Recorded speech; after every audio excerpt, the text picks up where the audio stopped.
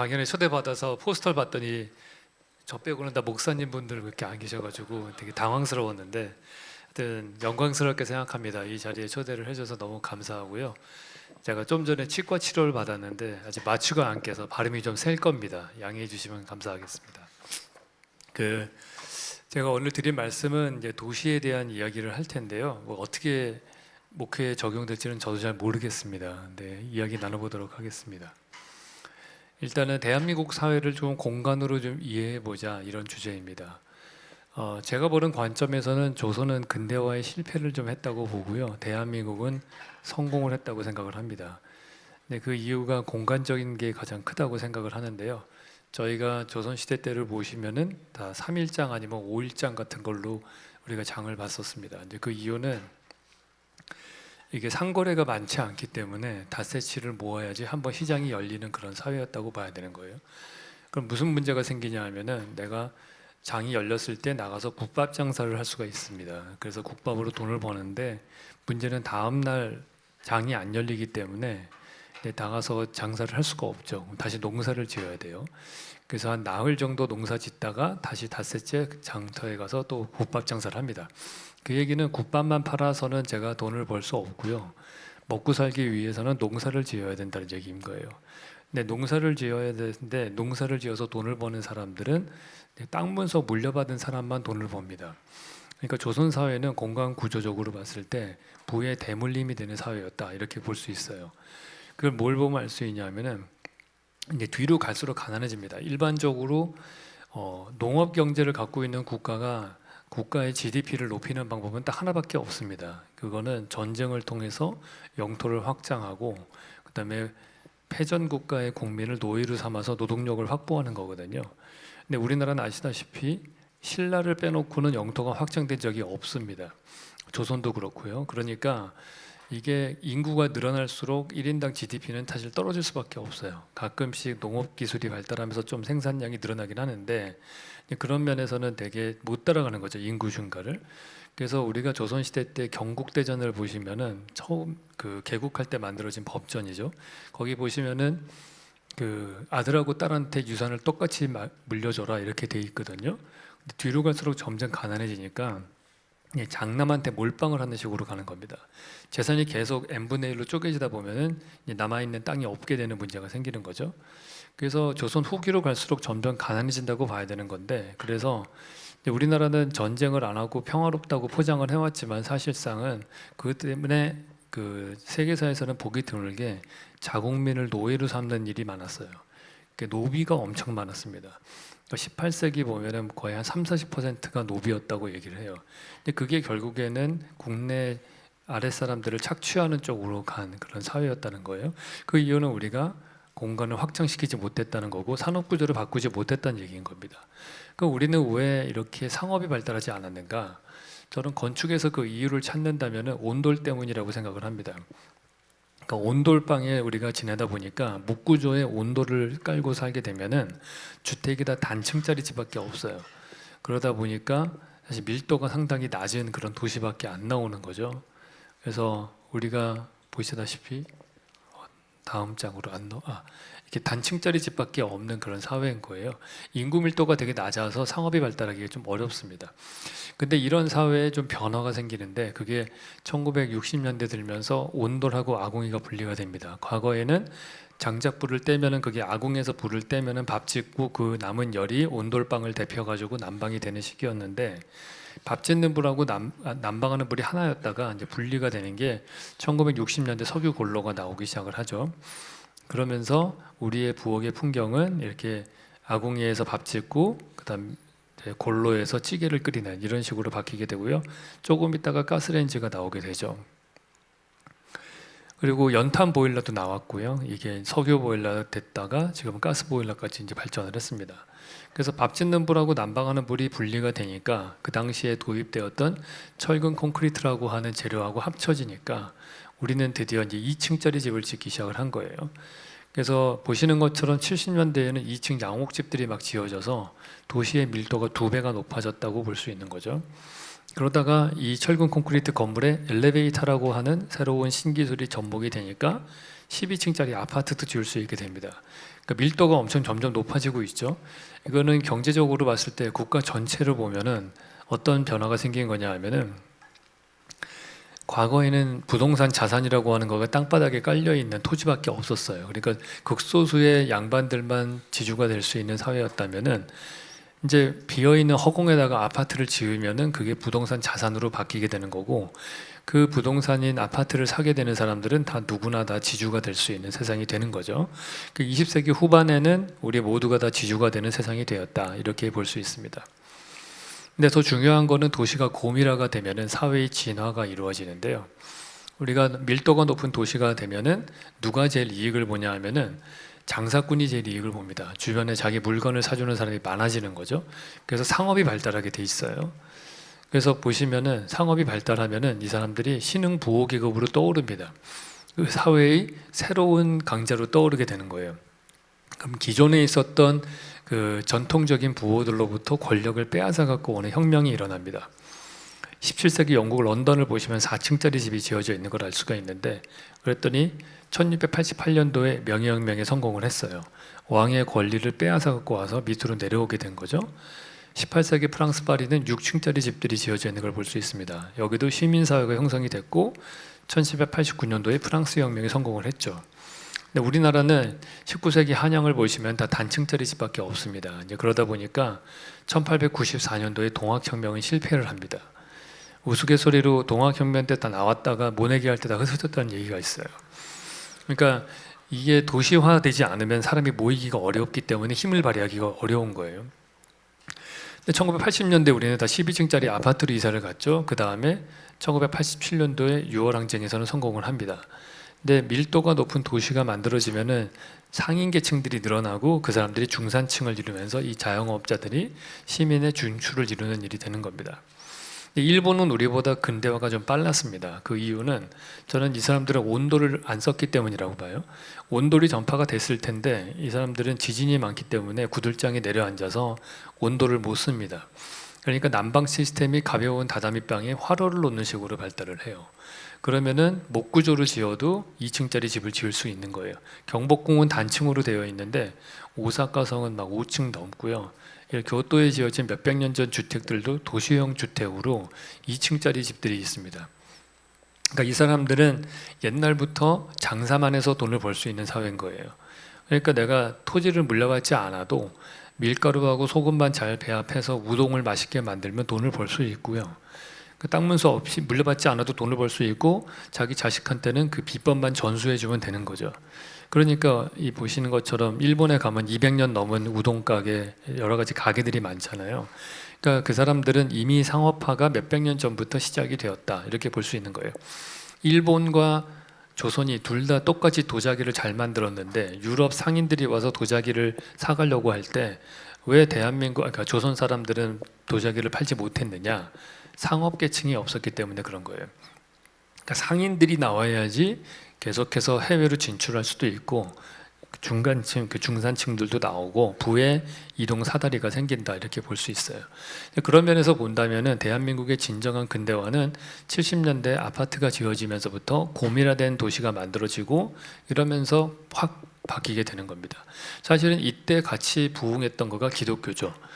이 보통 조선시대 때까지만 해도 종교 시설들은 다 지방 산 속에 들어가 있었잖아요. 절들이. 그러니까 종교 시설이 생활과 떨어져 있었는데 모든 인구들이 다 도시로 모여들게 되는 7, 80년대 때 상가라는 게 하나씩 생겨나기 시작을 했죠.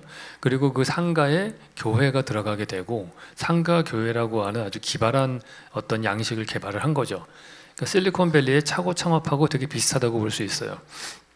그러니까 신학교만 졸업을 하고 나면은 아주 적은 보증금을 갖고 그 교회를 개척할 수 있고 주변에는 계속해서 인구가 모여들고, 그리고 또 이 기독교라고 하는 종교는 우리 6.25 전쟁 때 큰 도움을 준 미국의 종교이기도 하고 서구화되고 싶은 사회였고, 그 당시에는 또 하나 결정적인 거는 그 당시에 남녀공학이 없었기 때문에 교회가 유일하게 이성교제를 할 수 있는 공간이었어요. 그러니까 거기는 완전히 이성교제 해방구예요. 교회 오빠 이런 게 있었잖아요. 그러니까 그곳에 가면은 거의 젊은 세대들은 다 교회를 가는 거가 힙한 그런 시절이었어요. 근데 지금은 거꾸로 됐죠. 오히려 이제 남녀공학도 다 이제 풀렸고 연애도 좀 자유롭게 됐고 오히려 교회가 가장 보수적인 그런 공간이 되었어요. 근데 이때만 하더라도 우리의 실생활과 되게 비슷한 곳에 종교 시설인 교회가 들어왔고 그게 새로운 라이프 스타일하고 맞았기 때문에 그래서 크게 부흥한 점도 있다 이렇게 볼 수 있습니다. 자, 근데 대한민국 사회가 많이 변하고 있습니다. 그 7, 80년대의 저런 변화 이후에 큰 변화가 2000년대 들어서는 1인 가구가 점점 늘어나고 있거든요. 그래서 지금은 1인 가구, 2인 가구 합치면은 약 65% 정도가 1인 가구가 되어 있습니다. 보통 70년대 만들어진 우리의 주거의 티피컬한 모습입니다. 3베이 아파트에 방 3개짜리 아파트예요. 85제곱미터 이 정도 되는데 이 정도 면적은 결국에는 왜 나왔느냐, 70년대 우리가 했던 거는 둘만나 잘 기르자 산화제한 운동을 했고 그러면은 4인 가족이 기준이 되는 표준 모델이거든요. 그러면은 자녀들이 방 하나씩 쓰고 부부가 같은 방을 써서 방 3개가 기준이 된 겁니다. 근데 여기서는 어땠냐, 내가 방 하나를 쓰고 밖에 나가서 거실 가구 부엌까지 합치면은 한 20평 정도를 편안하게 내 마음대로 썼어요. 근데 1인 가구가 되면은 다 원룸으로 이사를 가잖아요. 그러면은 한 6, 7평짜리의 좁은 집으로 가서 실제로 내가 쓰는 면적이 한 3분의 1로 줄어드는 효과가 생기는 겁니다. 그리고 이런 집에 살 때에는 방문만 열고 나가면 다른 식구를 만날 수가 있었어요. 다른 사람들을 볼 수 있었는데 원룸에서 혼자 살면은 다른 사람이 없죠. 사람을 만나려면은 SNS를 해야 됩니다. 그러니까 우리가 더 많은 시간을 가상 공간에서 보낼 수밖에 없는 그런 공간 구조로 바뀌고 있는 거죠. 왼쪽은 고시원의 모습이고 오른쪽은 교도소 독방의 모습입니다. 거의 차이가 없어요. 사실 오른쪽 사람이 더 편하다고 해요. 왜냐하면 이 사람은 월세를 내지 않아도 되는 사람이고 왼쪽 사람 월세 내야 되고. 그러니까 대도시에 사는 사람들은 아주 비싼 돈을 내고서 조그마한 공간 하나를 쓸 수 있는 정도밖에 안 되는 사회입니다. 그 중에서도 그 문제가 제일 심각한 곳이 뉴욕이겠죠. 여기는 연봉이 1억이 넘어도 혼자 못 살아요. 룸메이트를 찾아야 되거든요.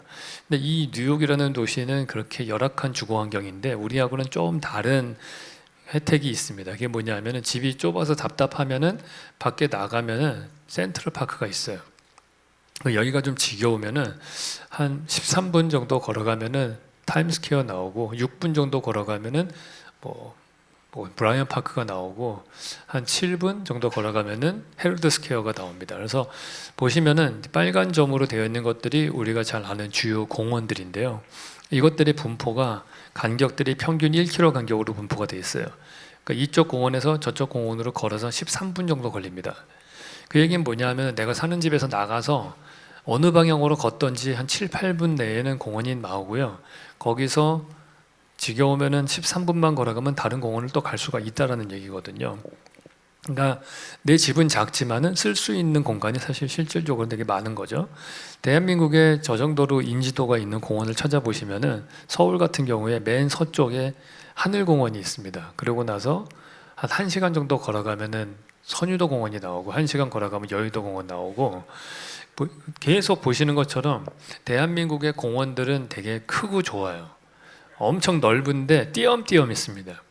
이게 한 평균 4km 간격으로 되어 있어요. 그 얘기는 이쪽 공원에서 저쪽 공원으로 걸어서 1시간 정도 걸립니다. 그 얘기는 자동차나 지하철을 타야만 갈 수 있는 공원인 거예요. 일상생활에서 갈 수 있는 공원은 아닌 거죠. 그러니까 우리나라 공원에 가시면은 다 은퇴하신 분들밖에 없어요. 그러니까 다 당뇨병 걱정할 정도 되신 분들이 손뼉 치며 걷고 뭐 이런 분들밖에 없단 말이에요. 그러니까 일상의 공간과 분리가 돼 있어요. 그러니까 사실은 공원은 사이즈보다는 분포가 더 중요한 겁니다. 그래서 10,000평짜리 공원을 하나를 만드는 것보다는 1,000평짜리 공원을 10개를 만드는 게 훨씬 쓰임새가 좋은 거예요. 도서관도 마찬가지입니다. 100만 권이 있는 도서관 하나를 만드는 것보다는 10,000권이 있는 도서관을 100개를 만드는 거가 훨씬 효과적이라고 볼 수 있어요. 그러니까 갈 데가 없으니까 대한민국 사회에는 커피숍이 많습니다. 그러니까 커피숍은 사실은 커피를 파는 비즈니스라기보다는 여기는 돈 내고 앉아 있을 수 있는 쇼텀 렌탈 비즈니스라고 봐야 되는 거예요. 그러니까 내가 살고 있는 주거 환경이 도시의 산업 구조까지도 바꿉니다. 그래서 우리나라 보시면은 서울 같은 경우가 전 세계에서 단위 면적당 커피숍의 숫자가 제일 많은 도시예요. 그러니까 이게 별로 자랑스러운 통계가 아닌 거예요. 어디 가서 쉴 데가 없다는 얘기거든요. 그래서 또 하나 없는 게 있습니다. 근데 또 하나 카페는 많은데 없는 거는 벤치가 없어요. 그래서 제가 한번 세보니까 미국의 뉴욕의 브로드웨이에 950m 구간에 벤치가 170개 정도 되는데 신사동 가로수길은 같은 길이의 거리에 벤치가 3개밖에 없어요. 그러면은 무슨 일이 생깁니까? 우리 걷다 보면은 앉고 싶은데 다리 아파서 앉으려면 벤치가 없고 그러면 카페를 들어가야 돼요. 근데 문제는 거기서부터 생겨요. 이렇게 우리가 앉으려면은 돈을 낼 수밖에 없는 사회가 되면은 돈이 많은 사람들은 그 비싼 스타벅스 같은 데 가고요. 돈이 적은 사람들은 저가 커피숍을 가거든요. 그러면은 한 도시에 10년, 20년을 살아도 같은 공간에 갈 일이 별로 없어요. 이 소득 차이에 의해서. 그러니까 다른 계층의 사람들을 이해하기가 점점 어렵습니다. 근데 그게 문제인 거예요. 점점 삶이 괴리가 생기는 거예요.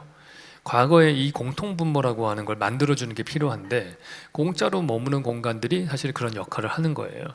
그런 면에서 본다면은 도서관도 별로 없고 뭐 카페밖에 없다면은 사실은 교회가 그러한 중요한 공간을 우리가 제공할 수 있는 그런 요소는 될 수 있겠죠. 공통 분모를 만들어야 되는데 결국에는 제 개인적인 경험을 말씀드리면은 사회 갈등이 심해지는 이유는 그 공통 분모가 점점 사라지기 때문이거든요. 그 공통의 기억이 없어지는 거예요. 과거에는 그런 걸 누가 만들어줬냐 하면은 국민 드라마가 만들어줬어요. 그러니까 모래시계나 허준 같은 드라마가 시청률이 65%가 이랬단 말이에요. 그 모든 국민이 같은 시간대에 같은 드라마를 보여요. 그러면은 감정 상태가 다 똑같아집니다. 그러니까 모래시계 마지막 회 최민수 씨 죽고 나면은 다음 날 가면 다 자기 친구가 죽은 것 같은 감정 상태인 거예요. 그럼 서로 공통된 감정을 가지게 돼서 공감이 되는 거죠. 근데 지금은 다 유튜브 보고 넷플릭스 보잖아요. 다 다른 시간대에 다른 프로그램을 봅니다. 그래서 개인이 점점 파편화되고 있고 공통 분모가 없어져요. 우리가 이 공통 분모를 드라마를 통해서 잘 만드는 걸 처음으로 한 데가 어디냐? 고대 그리스입니다. 그 아테네 반원형 극장 같은 거에서 뭐 이렇게 비극 같은 걸 상영을 하면은 아테네 시민 전체가 다 슬픈 연극을 보면서 같은 감정 상태가 되면서 하나의 공동체가 완성이 되는 거죠. 그래서 그런 것들이 점점 없어지고 있기 때문에 우리가 정말 많은 미디어의 홍수 속에 산다라는 얘기는 사실은 사람들이 점점 공통 분모를 잃어가고 있다는 얘기예요. 그러면 그거를 오프라인 공간에서 채워줘야지만이 어느 정도는 사회의 붕괴를 막을 수가 있겠죠. 그런 것들이 이 현재 상태에 되게 필요합니다. 우리가 내가 겪고 있는 경험하고 있는 주거 환경이 어떻게 문화에 영향을 미치는가 이런 걸 보면은 힙합 가수들의 패션도 그런 좋은 사례라고 봐요. 힙합 가수들은 보시면은 이렇게 후드티 모자를 뒤집어 쓰고 나옵니다. 이 사람들이 왜 그러냐 하면은 힙합은 흑인 슬럼가에서 나온 노래거든요. 이 흑인 슬럼가는 자기 방이 있고 나의 프라이버시를 지켜주는 공간이 없습니다. 그러니까 내가 항상 노출돼 있어요, 다른 사람들에게. 그래서 나를 숨기고 싶으면은 어떻게 해야 되느냐? 후드티 모자를 푹 뒤집어 써야 되는 거예요. 내 얼굴을 가려야 돼요. 그래서 벽은 없지만은 저 모자가 좌우에 내 얼굴을 가려주기요. 그리고 이 힙합 가수들을 보시면 야구 모자도 많이 쓰고 나와요. 그 이유가 처마가 없는 데서 나서 그런 거예요. 그러니까 야구 모자를 쓰고 후드티 모자를 뒤집어 쓰면은 자기 앞에 조그마한 방이 하나 생기는 효과가 생겨요. 근데 시야가 되게 좁죠. 그러니까 이 사람들이 노래 부를 때 맨날 두리번거리잖아요. 춤출 때도 막 팔 뻗고 이런 제스처가 나오는 이유가 자기의 공간을 확보하기 위한 거라고 보시면 됩니다. 그러니까 우리가 다 그런 현상들이 나타나요. 우리가 아침에 출근할 때 지하철 10,000원 지하철에 타잖아요. 그럼 어떻게 됩니까? 다른 사람들이 너무 가깝게 와요. 일반적으로 가까운 사람들은 45cm 이내에 들어온 사람들은 아주 가까운 사람이거든요. 그러니까 부모 자식 간이나 연인 관계가 아니면은 45cm 이내로 안 들어옵니다. 근데 우리가 10,000원 지하철이나 엘리베이터 같은 데 타면은 너무 사람들이 가까이 오니까 불편한 거예요. 그럼 우리가 하는 일이 뭐예요? 엘리베이터에서는 괜히 위를 쳐다보는 거예요. 숫자를 보고 주변을 보고 싶지 않으니까. 지하철에서 음악을 듣죠. 청각적으로 차단을 하고 스마트폰을 계속 뚫어라 쳐다보는 거예요. 그러니까 계속해서 나만의 공간으로 숨고 싶은 본능들은 누구나 다 있고요. 그게 채워지지 않을 때 여러 가지 다른 것들로 숨어나게 되는 거죠. 서울의 핫플레이스 변천사도 한번 보시면은 과거에 8, 90년대 때 최고의 핫플레이스는 코엑스 쇼핑몰이었어요. 뭐 다른 게 아니고 에어컨도 잘 나오고 화장실이 제일 깨끗했거든요, 여기가. 그러니까 여성분들이 많이 선호를 했죠. 근데 보시면은 최근 들어서 핫플레이스라고 하면은 다 거리예요. 뭐 을지로, 익선동, 신사동 가로수길 뭐 다 이런 데죠. 그러니까 왜 과거에는 쇼핑몰이었다가 현대는 거리로 바뀌었느냐? 우리의 주거 환경이 바뀌어서 그래요. 우리가 과거에는 이런 마당이 있는 집에 살았고요. 골목길도 내 집처럼 썼어요. 우리가 편안하게 쓸 수 있는 야외 공간이 되게 많았었습니다. 근데 지금은 다 아파트로 이사를 가셨고, 아파트에 지하 주차장이 있는데 사시는 분은 비가 오는 날 우산도 안 갖고 나와도 돼요. 차 타고 가고 주차하고 또 올라가서 일 보고 다 차 타고 다니고. 그러니까 지금 우리는 겨울에는 난방 잘 나오는 데서 따뜻하게 지내고 여름철에는 에어컨 나오는 데서 시원하게 지내요. 되게 쾌적하게 사는데, 이걸 다른 말로 표현하면은 이건 완전히 자연과 격리된 상태에서 살고 있다고 봐야 되는 거예요. 그래서 우리나라 사회 그 어느 순간부터 지명 광고에 내복 광고가 사라졌어요. 그러니까 밖에 나갈 일이 없기 때문에 그런 거예요. 대부분 현대인은 코로나 이후에 조사를 해보면은 24시간 중에 23시간을 실내 공간에서 보냅니다. 그러니까 밖에 나갈 일이 거의 없는 세상이라고 봐야 돼요. 그러니까 쉴 때만이라도 야외에 나가고 싶은 마음이 들어요. 그래서 골목길이라든지 마당이 있는 그런 곳을 찾습니다. 이유는 우리는 수백만 년 진화해 오는 과정에서 수렵 채집 생활을 했고요. 야외에서 생활을 했고요. 농업경제 지난 9천 년 정도도 다 야외에서 생활을 했어요. 우리가 실내에서 돈 벌고 실내에서 생활한 지는 몇십 년이 안 됐기 때문에 우리의 유전적인 본능과 현실하고는 괴리가 있는 거예요. 그래서 야외 공간을 우리는 본능적으로 좀 찾게 되어 있습니다. 그래서 그게 채워지지 않으면은 자꾸 이제 저런 쉴 때 저런 데 가는 거예요. 그거 이어서 볼 수 있는 게 이제 TV를 많이 보는 이유. 요즘에는 TV라기보다 핸드폰이라고 할 수 있겠죠. 우리가 과거에는 이런 마당이 있는 곳에 살았거든요. 근데 마당이라고 하는 공간은 어떠냐? 끊임없이 변화하는 공간입니다. 얘는 뭐 계절 바뀔 때마다 공간이 바뀌고, 그다음에 날씨에 따라서도 달라지고, 아침에 해가 동쪽에서 떠서 서쪽으로 질 때까지도 시시각각으로 태양의 각도가 달라져요. 그러니까 이론적으로는 어느 한순간도 같은 공간이었던 적이 없는 게 이게 마당입니다. 근데 지금은 어떻죠? 자, 마당이 없고 다 거실 있는 아파트에 살고 있어요. 우리가 3베이 아파트에 사시잖아요. 3베이 아파트의 가운데 거실은 옛날 디귿자형 한옥의 마당이 바뀐 거라고 보시면 됩니다. 그러니까 마당에 지붕이 덮여지고 그곳이 거실이 됐고요. 그리고 대청마루에 있던 자리가 식탁이 놓여졌다, 이렇게 보시면 돼요. 그래서 이 마당이라는 공간은 없어졌는데 거실이 생겼죠. 근데 거실은 변화가 없습니다. 보시면은 1년 12달 형광등 불빛도 똑같고 벽지도 안 바뀌어요. 유일하게 변화가 있는 데는 어디냐? TV밖에 없습니다. 그러니까 우리는, 인간은 뇌를 갖고 있어요. 근데 진화 생물학자들이 얘기할 때 생명체가 뇌를 가지는 이유가 뭐냐? 그 이유를 쭉 보면은 변화하는 환경에 처한 생명체만 뇌를 가져요. 우리가 보시면은 동물은 뇌가 있는데 식물은 뇌가 없습니다. 그래서 동물은 뇌가 있는 이유는 뭐냐? 동물은 움직이다 보면은 주변 환경이 바뀌어요.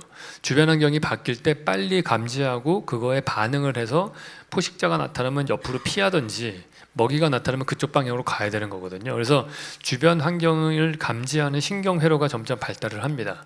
그러면 그게 나중에 발달하면 중추신경계가 되고, 그게 나중에 컨트롤 타워인 뇌가 생기는 거예요.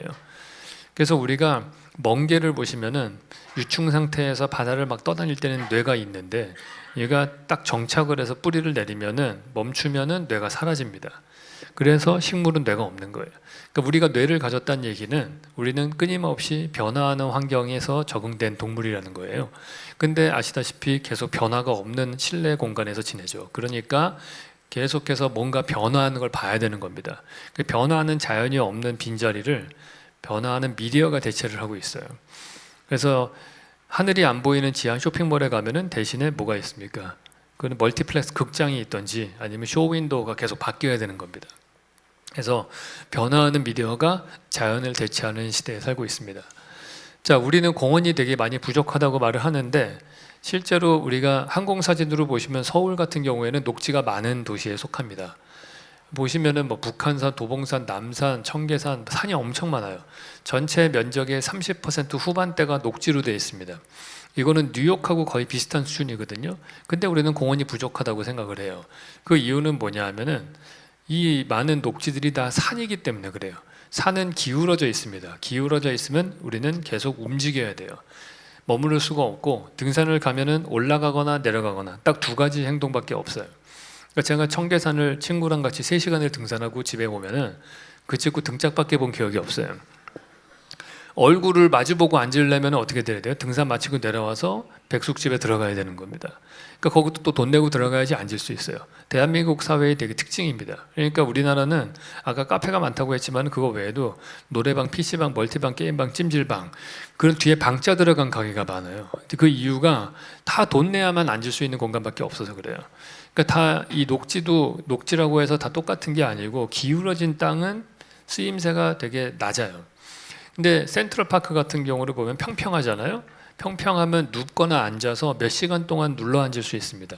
그러니까 여러분들이 공간을 보실 때 두 가지로 나눠서 보셔야 돼요. 저는 그렇게 보는데 하나는 야 이게 움직이는 공간이냐 머무는 공간이냐 이렇게 구분해서 보고요. 또 하나 구분하는 거는 이게 공적인 공간이냐 사적인 공간이냐 이걸로 나눠서 봅니다. 그러니까 X축이 사적인 공간, 공적인 공간이면 Y축은 움직이는 공간, 머무는 공간 이렇게 나누잖아요. 그럼 네 개의 사분면이 생기지 않습니까? 그럼 모든 공간은 그 중에 어딘가에 들어가요.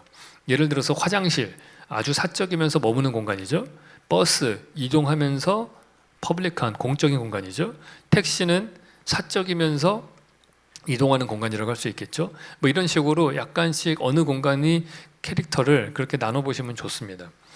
그래서 그런 면에서 평평한 센트럴파크는 내가 머물 수 있기 때문에 어느 곳이든지 머무를 때 내 공간이 되는 거거든요. 길거리가 그냥 사람들이 인도라고 하면은 계속 걸어 다녀야 된다면은 그건 내 공간이 아니죠.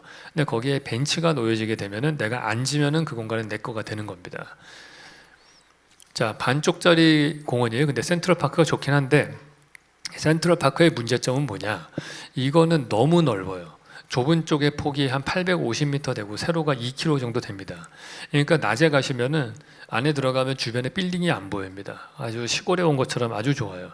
근데 문제는 여기는 밤이 돼서 해가 지잖아요. 그러면은 깜깜해지면은 여기는 위험해서 못 들어갑니다. 그래서 센트럴파크는 사실은 낮에만 쓸 수 있는 반쪽짜리 공원이에요. 이걸 프레드릭 옴스테드라는 사람이 설계를 했는데 같은 사람이 보스턴에는 보스턴 커먼이라는 공원을 설계했습니다. 사이즈가 되게 작아요. 근데 이 작은 사이즈인데 낮에 가서 보면은 주변에 빌딩들이 보여서 별로 안 좋아요. 센트럴파크만 못하다 이런 생각이 드는데 근데 여기는 좋은 점은 밤에도 쓸 수 있습니다. 밤에 해가 지면은 여기에 이런 주변에 빌딩들이 있잖아요. 이 빌딩들에서 불이 들어오면서 이 빌딩에 있는 사람이 이 공원을 내려다본다고 생각을 해요. 그러니까 공원에 있는 사람들은 누가 자기를 쳐다보니까 조심하게 되는 거예요. 이게 건축에 되게 중요한 원리인데 감시를 받는 공간은 안전해집니다. 우리가 어떤 공간을 안전하게 만들려면 CCTV 카메라를 설치하면 돼요. 저도 요즘에 어디 가가지고 사람이 한두 명씩 알아보잖아요. 그러니까 사람이 점점 착해집니다. 그거 어쩔 수가 없어요. 그러니까 행동을 조심하게 돼요.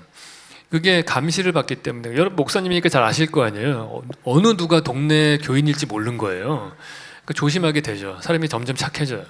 그래서 이 원리를 우리가 도시 공간에서 적용을 해보면은 서울 같은 경우에 진짜 좋은 공간이 어디냐? 한강 시민공원인 거예요. 왜냐하면 밤 되면은 아파트에서 내려다보고 올림픽대로 강변북로 한강 다리에 자동차들이 계속 움직이면서 불빛이 있지 않습니까? 그러니까 한강의 시민공원에 가면은 밤 12시에도 여성 혼자서 안전하게 편의점에서 술을 마실 수 있는 정도 수준이 되는 거예요. 그러니까 제가 외국인 건축가가 서울에 오면은 꼭 가봐야 되는 데가 종묘 이런 데가 아니고요. 한강 시민공원에 밤에 가라 그렇게 얘기를 합니다. 이만한 공원이 없습니다, 진짜. 그래서 여기가 제일 좋은 데고 되게 안 좋은 공간, 아쉬운 공간이 하나 있어요. 그게 학교 운동장입니다. 우리가 항공사진들을 보시면은 학교 운동장은 진짜 유럽의 광장보다 분포가 잘 돼 있어요. 왜냐면 우리는 정책상 아이들이 걸어갈 만한 거리에 초중고를 배치하잖아요.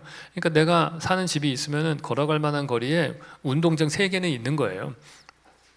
근데 그게 광장처럼 잘 쓰이면 참 좋겠죠. 2000년대 초반에 담장 허물기 운동이라는 걸 했습니다. 우리가 학교 운동장 담장을 허물어서 시민에게 개방시켜서 쓸 수 있게 해주자. 그랬다가 아이들이 유괴당하는 사건이 몇 번 생겼어요. 그래서 다시 담장을 세우고 보안관까지 두는 일이 생겼죠. 진짜 안타까운 거예요. 그 공간을 제대로 못 쓰는 거죠. 우리가 유럽의 광장과 학교 운동장은 딱 한 가지 차이점밖에 없습니다. 그게 뭐냐 하면은 주변에 가게가 있냐 없냐의 차이예요. 유럽의 광장은 카페나 레스토랑들이 있으니까 저 가게에 앉아 계신 손님들이 계속해서 쳐다보는 거예요. 광장을. 그러니까 광장이 안전해지죠. 우리 특히 교련 시간에 배우신 분들이 있을지 모르겠는데 교련에서 매복의 제1원칙이 뭐냐? 어두운 데서 밝은 데를 관찰하는 겁니다. 왜냐하면 밝은 데에 있는 분은 어두운 데에 있는 사람이 안 보여요. 그러니까 광장에 있는 사람은 가게에 들어가 앉아 있는 사람들이 안 보입니다. 그러니까 이 사람이 어딜 보는지를 알 수가 없어요. 그래서 항상 조심하게 돼 있어요. 이 광장에 노출된 사람들은. 그러니까 만약에 우리가 학교 운동장 주변에 담장을 허물고 학교 운동장 주변으로 카페나 레스토랑이나 문방구, 뭐 식품점 이런 걸 쫙 배치를 해놓으면은 문방구 주인 아주머니가 계속 감시할 거 아니에요, 운동장을. 그러면 안전해지는 거고 방과 후에는 시민들이 와서 쓰면은 그게 공동체의 중심 공간이 될 수 있을 거예요. 초등학교는 너무 위험하니까 위험해서 안 된다 그러면은 고등학교 애들 운동장 개방하면 되거든요. 근데 고등학교는 또 안 해요. 왜냐하면 고등학생들은 다 컸기 때문에 수업 안 하고 튈까 봐 이게 담장을 세워놓고 애네 가둬놓고 있는 거거든요. 그러니까 우리가 생각을 조금만 바꾸면은 그러면은 우리의 있는 주어진 공간도 훨씬 더 잘 쓸 수가 있는 겁니다. 디자인이 중요한 거예요. 그래서 어떤 거리는 왜 걷고 싶은가 이런 생각도 해볼 필요가 있어요. 우리가 금요일 저녁에 데이트 코스 정할 때 남자들이 우리 테헤란로를 걷자 이런 사람들은 거의 없습니다. 대부분 다 뭐 명동이나 홍대 앞이나 신사동 가로수길 뭐 이런 데를 다 선호하잖아요. 저도 학교에 있으면서 홍대 앞을 걸으면서 거기는 걷고 싶은 기분이 들더라고요. 그래서 여기는 왜 이렇게 걷고 싶은 기분이 드나 생각을 해봤는데 가게 입구의 숫자랑 상관이 있는 것 같다 그런 생각을 해봤습니다. 그래서 제가 만든 공식이 하나 있어요. 이벤트 밀도라는 공식입니다. 이거는 100m당 가게 입구의 숫자가 몇 개냐 이거를 세는 거예요. 그래서 쭉 세보니까 홍대 앞 같은 경우에 수노래방에서 120m 구간에 1층 가게 입구가 한 16개 정도 되고요. 2층으로 올라가는 입구가 한 7개 정도 되나 그래요. 그러니까 홍대 앞은 또 가운데가 이게 그냥 공용 주차장이었다가 지금은 다 인도로 바뀌었거든요. 그러니까 양쪽 사이드로 다 가게를 왔다 갔다 들어갈 수가 있어요. 그럼 제가 홍대 앞은 100m를 걷는 동안에 가게 입구를 한 34개 정도 만납니다. 같은 방식으로 명동을 조사하면 36개 정도 나오고요. 그 다음에 강남대로를 보면은 14개로 반토막이 나요. 왜냐하면 강남대로는 10차선 도로니까 길 건너편 가게를 못 가서 그래요. 최악이 테헤란로입니다. 8개밖에 없어요. 그 이유는 거기는 대형 건물을 지어야 되니까 필지를 크게 만들어 놨거든요. 그래서 입구가 띄엄띄엄 있어요. 그리고 신사동 가로수길이 36개, 그 다음에 스페인의 유명한 람블라스 거리가 40개 정도 됩니다. 그러니까 보시는 것처럼 빨간 칠한 데가 걷고 싶은 거리라고 보통 얘기하는 데인데 이벤트 밀도가 30 이상입니다. 그 얘기는 100m를 걷는 동안에 가게 입구를 30개 이상 만나면 걷고 싶은 거리가 된다는 거예요. 그러면 그거는 무슨 의미를 가지는 거냐? 가게 입구가 많다는 거는 그거는 텔레비전 채널 숫자 많은 거랑 비슷한 거예요. 나한테 선택권이 많이 주어지기 때문에 좋은 거예요. 우리가 뭐 지상파 방송 4개짜리 보다가 어느 날 몇만 원 내면은 채널 100개가 넘는 케이블 방송을 볼 수 있게 됐으니까 다 갈아탔잖아요. 내가 선택할 수 있기 때문에 그런 거예요. 우리가 홍대 앞은 한 10분, 20분 걸으면은 수백 개의 가게를 만나게 되는데 테헤란로는 같은 시간 걸어도 수십 개밖에 못 만나거든요. 그러니까 자연스럽게 이쪽을 선호하게 되는 거죠. 그 또 다른 이유도 있어요. 변화 자체가 즐거운 거예요. 여러분 케이블 방송 다 보셔서 아시겠지만은 진짜 채널은 100개인데 볼 게 하나도 없어요. 그렇죠? 그러니까 저는 예전에 TV를 많이 보는 사람인데 이게 채널을 계속 돌려요. 뭐 재밌는 거 없나. 저같이 TV 많이 보신 분들은 한 번은 경험해 보셨을 텐데 채널을 계속 돌리면 어느 순간 재밌어집니다. 이게 막 드라마 채널이 한 10개 붙어 있거든요. 계속 돌리면 대사가 섞여서 새로운 스토리가 만들어지고 막 그래요. 진짜 골 때려. 너무 웃겨요. 계속 넘기면 재밌어져요. 그거랑 마찬가지인 거예요. 우리가 다양한 상점 입구의 숫자는 다양한 TV 채널의 숫자잖아요. 시속 4km로 쭉 걸으면은 한 명동이나 가로수길은 2.5초당 한 번 채널이 바뀌는 TV고요. 테헤란로는 11초당 한 번 채널이 바뀌는 TV라고 보시면 돼요. 그러니까 오른쪽은 좀 지루하고 걷고 싶지 않게 되는 이유가 있는 겁니다. 근데 이런 걷고 싶은 거리를 잡아먹는 괴물이 있습니다. 다름 아닌 상가예요. 이게 보시면은 이게 반포에 재건축된 자해 아파트 단지입니다. 한 블럭이 다 재건축이 됐는데요. 1층에 가면 되게 좋습니다. 차들이 하나도 안 다니고 공원처럼 되어 있고 아주 좋은데 문제는 이 단지의 주변에 몇 킬로미터에 달하는 이 거리가 문제인 거예요. 거리가 온통 아파트 담장밖에 없습니다. 북쪽에 한 600m 길이가 되는 그 블락 사이드에 입구가 딱 하나 있는데 그게 보니까 지하 주차장 들어가는 입구 하나 있어요. 나머지는 다 아파트 담장밖에 없어요. 그러니까 길거리에 사람이 한 명도 안 걸어 다닙니다. 여기는. 그럼 가게는 다 어디가 있느냐? 코너에 상가에 다 있습니다. 여기에 그냥 한 100개도 넘는 가게가 들어가 있어요. 그러니까 여기서 밥 먹고 머리 자르고 차 마시고 병원 가고 다 해요. 그러니까 친구 만나러 갈 때 지하 주차장에 가서 차 끌고 딴 동네 상가에 세워놓고 거기서 또 만나겠죠. 그러면 자동차 교통량이 점점 늘어나겠죠. 그러면 도시계획하는 사람들은 차선 숫자를 계속 늘리라고 해요. 건축 심의하는 사람들은 주차장을 계속 많이 만들라고 그래요. 결국에는 이 도시에서 늘어나는 연면적의 상당 부분이 자동차를 위한 공간만 늘어나요.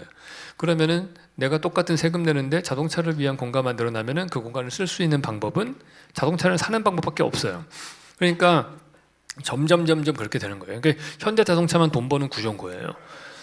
그러니까 대한민국은 사실은 되게 현대자동차와 도로공사 이 둘이 뭐 잘한 것도 있죠. 만약에 안 했으면 지금 오토바이 소리에 우리는 못 살았을 수도 있고, 그러니까 뭐든지 다 동전의 양면처럼 장단점이 다 있는 겁니다. 자동차를 만들었으니까 수출을 해서 돈을 벌어서 GDP가 올라간 것도 있죠.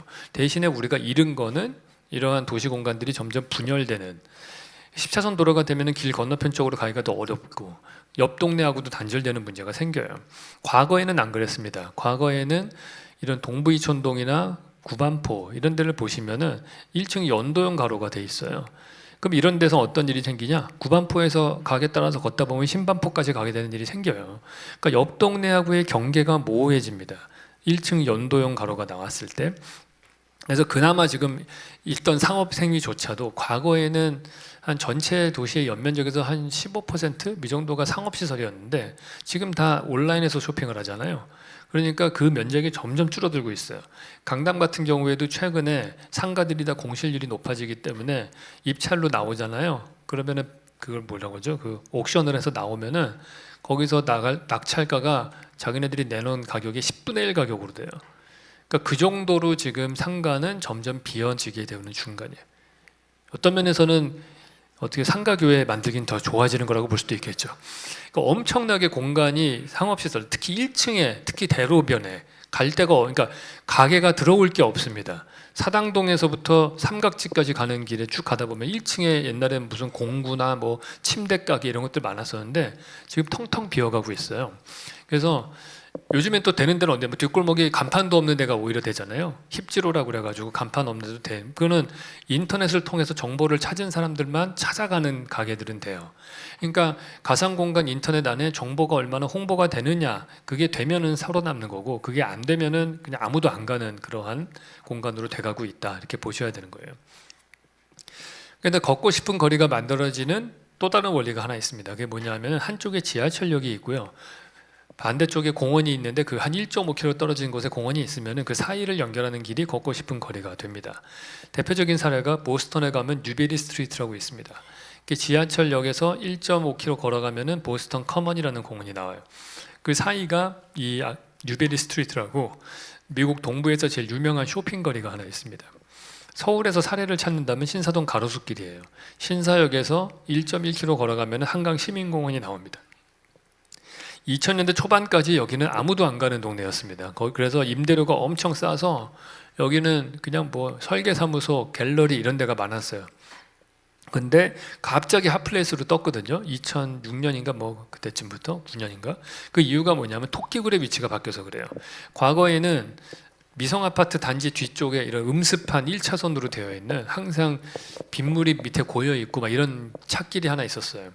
근데 이런 데 건너편에 공원이 있는지도 몰랐고, 이럴 때는 사람들이 공원이 인지가 잘 안 됐고, 오히려 그래서 SM 같은 연예인들이 여기서 많이 놀았거든요. 아무도 몰라서. 근데 이 공간이 어떻게 바뀌었느냐, 한강 르네상스 때 옆으로 이전을 했습니다. 보차 분리하고 그 다음에 왕복 차선을 만들면서 쾌적한 밝은 그러한 분위기로 바뀌었어요. 그리고 위치가 어디로 바뀌었느냐, 가로수길 축선상으로 바뀌었습니다. 그러면서 이때부터 신사역과 한강시민공원에 시너지 효과가 나기 시작을 한 거예요. 그래서 이 동네가 핫플레이스로 뜨기 시작을 한 겁니다. 우리가 이 원리를 이용해서 서울을 좀 소통하는 도시로 만들어 보자 보면은 서울에 지하철역이 이렇게 많죠. 근데 그 중에서 2호선 지하철역이 한 바퀴를 도는 순환선입니다. 그럼 2호선 지하철역 사이사이마다 공원을 하나씩 배치를 한다면 우리는 서울을 걸어서 한 바퀴 돌 수 있는 그런 도시가 되는 거예요. 물론 정신 나가지 않고 한 바퀴 도는 사람은 없을 거예요. 중요한 거는 옆 동네하고의 경계가 모호해진다는 거죠. 그래서 더 걷고 소통하게 만들 수 있어요. 강북하고 강남이 웬만해서 융합이 잘 안 되는데 그 가장 큰 이유가 뭐냐면은 한강이 1km 돼서 자동차나 지하철을 통해서만 건너갈 수 있기 때문에 그래요. 자동차나 지하철을 통해서 가면은 경험이 단절됩니다. 그래서 한강에 만약에 한 2개 정도의 보행자 전용 다리 같은 걸 이렇게 만들어 놓으면은 사람이 좀 걸어갈 수 있을 거라고 봐요. 안타까운 거는 한강에 27개 정도의 다리가 있는데요. 그 중에서 그나마 사람이 건너가는 건 잠수교 정도 하나 있어요. 그거는 자동차들도 없고 수면에 낮게 걸어가니까 되게 걷기 좋죠. 위에 지붕도 있고 비도 피할 수 있고. 근데 27개나 되는 다리를 웬만하면 잘 안 걸어 다닙니다. 그 이유가 뭐냐면 인도가 있어도 옆에 자동차가 빨리 다니기 때문에 그래요. 사람이 걷고 싶으려면 공간의 속도가 낮아야 됩니다. 내 보행 속도인 시속 4km와 비슷해야 돼요. 그러니까 만약에 우리가 한강을 걷게 만들자라고 개념을 설정을 했더라면은 그 많은 다리를 지을 때 인도를 차도보다 3m만 낮게 만들었어도 그러면 인도를 걸을 때 차가 안 보이고 한강을 내려다보면서 편안하게 걸었을 거예요. 그리고 다리 상판 밑에 빈 공간에다가 카페 같은 걸 몇 군데 놓으면은 아주 편안하게 걸으면서 앉아서 쉬다가 가면서 강북과 강남이 좀 더 융합될 수 있는 그런 도시를 만들 수 있었겠죠.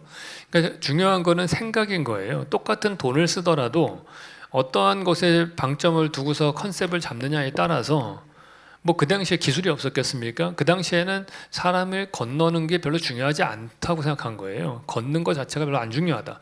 근데 지금은 걷는 게 되게 중요하죠. 걷는 사람이 소비를 하고 걸을 때 경기가 모호해져서 사람의 융합이 일어나고 걸을 때 결국에는 사람들이 공통의 추억이 만들어지는 거예요. 그래서 공원도 사실은 최근 들어서는 정방형의 공원보다는 선형의 공원이 더 중요합니다. 선형의 공원이 만들어진 대표적인 사례가 경의선 숲길이라고 있어요. 강북에 가시면은 마포에 경의선 숲길 공원이 있거든요. 홍대 앞에 연남동하고 마포구 공덕동을 연결하는 길인데 연남동하고 공덕동은 아무 상관도 없는 동네였는데요. 그 철길이 있던 지역이 공원으로 바뀌면서 선형의 공원이 연결시키니까 양쪽 동네 사람들이 왔다 갔다 산책을 할 거 아니에요? 그러면 같은 추억을 가지는 공동체가 되는 겁니다. 그리고 또 좋은 건 또 뭐가 있느냐? 같은 면적의 공원을 만들어도요. 제일 혜택 보는 사람은 누굽니까? 공원의 변에 접해 사는 사람이잖아요. 근데 이 같은 면적을 만들어도 예를 들어서 100제곱미터를 만든다. 그러면은 가로 세로 10m씩이잖아요. 그러면 변의 길이가 40m밖에 안 되거든요. 근데 100제곱미터를 1대 100의 비율로 가로로 엿가락처럼 늘리면은 변의 길이가 200m로 늘어나요. 그러니까 5배가 늘어나는 거예요. 그래서 용산공원이 한 90만 평 정도 되거든요. 용산공원 전체 둘레길이가 12km 정도 됩니다. 근데 용산공원 둘레길이 12km인데 90만 평을 선형으로 만들면은 어떤 일이 생기냐? 한 360km로 늘어나요. 그러니까 한 30배 정도 더 늘어난다고 봐야 되는 거예요. 그러니까 더 훨씬 많은 사람들이 혜택을 볼 수 있게 되는 거죠. 디자인이 되게 중요한 겁니다. 그래서 이제 이런 쇼핑몰들이 많이 생겨날수록 얘네들이 상업시설을 흡수하면서 길거리에 걷고 싶은 거리가 없어지고 사회가 더 분열되는 사회가 될 수 있는 거예요. 이런 걸 우리가 조심해야 되는 겁니다. SNS가 점점 발달할수록 그나마 있던 상업시설도 점점 빼앗기고 있기 때문에 과연 이 오프라인 공간에서 어떠한 행동으로 채워야 될 것이냐 이런 고민을 더 해야 되는 거죠. 근데 저는 기독교의 미래는 좀 어느 면에서는 밝게 봅니다. 그 이유는 뭐냐면은 계속해서 20세기를 우리가 보니까 르네상스부터 쭉 그냥 과학이 되게 중요했던 시절, 이성이 되게 중요했던 시절이었는데 AI가 거의 인간이 갖고 있는 이성의 끝판왕을 다 찍었습니다. 이제 우리는 합리적인 사고와 이성 같은 것들은 웬만해서는 AI를 뛰어넘을 수가 없어요. 앞으로 뭐 그건 명확한 것 같아요. 근데 인간이라고 하는 존재는 끊임없이 자기의 가치를 높일 수 있는 방법을 찾을 거라고 봅니다. 그러면 기계가 못하는 뭔가를 찾으려고 하겠죠. 그러면 기계가 못하는 어떤 부분은 뭐냐면 딱 2가지가 있는 것 같아요. 유기체 몸을 기계가 갖고 있지 않고요. 또 하나는 스피리추얼한 부분은 기계가 갖고 있지 않아요. 그렇기 때문에 인공지능이 커버하지 못하는 논리적이고 합리적이고 기능적인 부분을 제외한 부분, 그 부분에서 빼고 나면은 한 파트는 분명히 스피리추얼한 영적인 부분이 오히려 더 예민해지고 더 발달할 수 있는 그런 시대가 될 수도 있다. 그렇게 저는 희망적으로 보고 싶습니다. 자, 그래서 여기서 학교 얘기를 잠깐 하고 마무리를 하려고 하는데요. 우리가 학교는 사실은 공간이 세상을 바꾼다라고 할 때 제일 중요하죠. 왜냐하면 인격 형성기에 12년 동안을 우리는 모두 다 공립학교에서 시간을 보내고 있기 때문에 학교 공간이 한 국민의 성격을 결정하는 데 있어서 가장 중요하다 이렇게 볼 수 있어요. 우리 전화기, 자동차, 비행기, 학교 이 네 가지가 근대화를 만든 시스템입니다. 근데 보시면은 전화기, 자동차, 비행기는 지난 100년간 엄청나게 많이 바뀌었어요. 근데 학교는 하나도 안 바뀌었습니다. 저희 아버지가 다니는 학교나 학교 건축을 말하는 거예요. 우리 아버지가 다니는 학교나 제가 다니는 학교나 우리 아들이 다니는 학교가 똑같이 생겼어요. 근데 저희 때는 문제가 안 됐던 게 방과 후에 집에 가면은 골목길과 마당같이 뛰놀 때가 되게 많았어요. 그런데 지금은 어떻습니까? 신혼부부들의 집은 다 아파트예요. 대부분 다. 그러면은 우리 아이들은 아파트에서 태어나요. 마당 대신에 거실에서 놀고 골목길 대신에 복도에서 뛰놀다가 학교에 가면 교실에 갇혀 지내고 방과 후에는 상가에 있는 학원에 보내집니다. 이 친구들은 거의 24시간 중에 대부분의 시간들을 실내 공간에 갇혀서 보내요. 제가 실내 공간에 갇혀서 보내면 어떤 문제가 생긴다고 했죠? 자연을 못 보기 때문에 미디어에 대한 소비가 늘어납니다. 그러니까 우리 아이들이 핸드폰 중독이 되고 게임 중독이 되는 이유는 그들이 처한 공간이 큰 역할을 한다고 봐요. 저희 아들, 여러분들 혹시 그런 게임 아시는지 모르겠어요. 젤다의 전설 이런 거 혹시 아세요? 야외 숲을 뛰어다니면서 뭐 장작 패고 뭐 이런 게임이에요. 그 닌텐도에서 나온 게임인데 그런 걸 애들이 하고 있어요. 왜냐하면 그곳이 자연의 공간을 누릴 수 있기 때문에 그런 거예요. 아이들이 하는 롤 게임 같은 걸 보십시오. 조그마한 스크린이지만 그 안에서 엄청 뛰어다니거든요, 얘네들이. 그러니까 실제로 자기 몸을 이용해서 공간을 소비하지 못하면은 그 공간에 대한 크레이빙이라고 하죠. 그 욕구 불만을 다른 가상 공간에서 푸는 거예요. 그래서 그런 식으로 우리 아이들을 좀 이해해 주셨으면 좋겠어요. 자, 한 사람당 쓰는 교실의 면적은 지난 40년 동안 7배가 늘어났습니다. 근데 학교의 면적, 땅의 면적은 거의 똑같아요. 그러니까 학교는 어떻게 되겠어요? 연면적이 더 필요하니까 점점 고층화되고 있습니다. 우리가 보시면은 요즘에 학교에 가시면은 운동장 하나 겨우 남겨놓고 기역자 모양으로 되어 있는 4층짜리 건물이 들어선 게 학교의 일반적인 모습이에요. 놀랍게도 사진에서 왼쪽은 교도소고 오른쪽은 학교입니다. 그러니까 교도소와 학교는 건축적으로 봤을 때 거의 차이가 없어요. 둘 다 담장에 둘러싸여 있는 시설이고 담장 넘으면 큰일 나고 창문 사이즈 정도만 좀 차이 나요. 그러니까 저런 교실에서 초등학교 1학년 때 들어간 다음에 고등학교 3학년 졸업할 때까지 12년 동안을 똑같이 생긴 교실에서 지내는 겁니다. 특이하게도 중학교 가도 똑같고 고등학교 가도 똑같고 옆 동네로 전학 가도 똑같아요. 부산, 광주, 제주, 뭐 대전, 춘천, 뭐 서울 할 거 없이 모든 공립, 아마 여러분이 나온 학교나 제가 다니는 학교나 우리 애들이 교실 똑같이 생겼어요. 앞에 칠판 있고 앞에 앞문 하나 뒷문 하나 슬라이딩 도어 있고 그리고 이제 창문이 좀 턱이 높은 창문이 있죠. 바깥 경치 좀 덜 보게 하려고. 그다음에 오른쪽 복도 쪽으로 고측창이 있어요. 교장 선생님이 순시하면서 감시하는 창문이죠. 뭐 그런 그게 거의 똑같습니다. 최근 들어서 제가 학교 건축에 대한 비판을 해가지고 많은 분들이 저를 불러서 가서 자기네들은 좀 새롭게 했다라고 했는데 인테리어만 좀 바꿔놨어요. 색깔만 좀 바뀌고 건축은 그 구성은 거의 기본적으로 바뀐 거가 별로 없어요. 그러니까 정말 저런 데서 그냥 양계장처럼 갇혀서 지내는 거예요, 이 아이들은. 이런 데서 12년을 키워놓고서 졸업한 다음에 너만의 길을 가라. 뭐 대신 뭐 독수리 같이 살라고 뭐 창의적으로서 이딴 소리 하는 웃기는 거예요. 계속 양계장이 닭처럼 키워놓고 독수리처럼 날라고 하는 거거든요. 어이가 없는 거예요, 제가 볼 때. 이런 데 살던 사람들이 제일 집 구할 때도 편안하게 생각하는 게 이 판사형 아파트예요. 제일 비싸게 생겼거든요. 이런 데 살다가 죽고 나면 납골당 가는 거예요. 그러니까 우리는 태어나서 학교 다니고 아파트에 살고 납골당, 모든 게 다 획일화된 공간에 살아요. 획일화된 표준 모델에 나를 끼워 맞춰야 되는 쪽으로 익숙하게 되는 거죠. 그럼 무슨 문제가 생깁니까? 남들과 나는 다 똑같이 살아야 된다고 생각하는 거예요. 그러니까 다양성에 대한 포용도가 떨어질 수밖에 없는 거예요. 요즘엔 더 심해졌어요. 똑같은 교복 입고 똑같은 식판에 똑같은 음식을 배급받아 먹고 있어요. 대한민국 사회에서 똑같은 옷 입고 똑같은 식판에 똑같은 음식을 배급받아 먹는 데는 교도소랑 학교랑 군대밖에 없어요. 그러니까 이렇게 획일화되면은 아이들이 점점 전체주의적인 사고방식에 물드는 겁니다. 나와 조금 생각이 다르면은 틀렸다라고 생각을 하는 거예요. 놀라운 사실은 제가 몇 년 전에 제 중학교 아들이 제가 갖고 있던 이제 빨간 바지를 입고 외출하려고 했더니 저보고 관종이라고 놀리는 거예요. 이 친구들 옷을 보세요. 다 까만색 옷밖에 안 입잖아요. 무채색 옷. 자기를 드러내지 않는 그런 옷밖에 안 입어요. 그 이유는 뭐냐면은 튀면은 꼭 못을 그러니까 망치를 맞기 때문에 그런 거예요. 그러니까 도드라진 행동, 개성 있는 행동을 하기를 두려워합니다. 계속해서 눈치를 봐요. 그 계속해서 눈치를 보는 게 또 어디서 또 많이 드러납니까? 투표 선거만 나오면 맨날 하고 한 날 그거 뭐죠? 지지율 발표를 해요. 그 얘기는 뭐냐면 지금 대세의 흐름이 뭔지를 계속 눈치를 보는 거예요. 끊임없이 주변, 그리고 연말 되면은 제일 많이 팔리는 책이 내년도 트렌드예요. 그러니까 큰 흐름이 뭔지 내가 자기 주체적으로 행동하지 못하는 그런 사회가 되는 겁니다. 이게 정말 무서운 건데, 왜 대한민국 사회가 점점 이렇게 되고 있냐면은, 대한민국 사회가 갖고 있는 숭고한 목표가 있어요. 평등한 사회를 만든다라는 목표가 있어요. 근데 평등한 사회를 우리는 회기라를 통해서 많이 만들려고 해요. 다른 도시락 반찬 싸우면 상처받는 애 있으니까 급식으로 똑같이 먹고, 옷 다르게 입어도 상처받으니까 교복을 똑같이 입고, 서울의 학교하고 제주도 학교가 다르면 안 되니까 똑같은 학교에 있어야 되고, 다 회기라를 시킵니다. 그러면은 상당히 평등한 사회가 되는 것 같아요.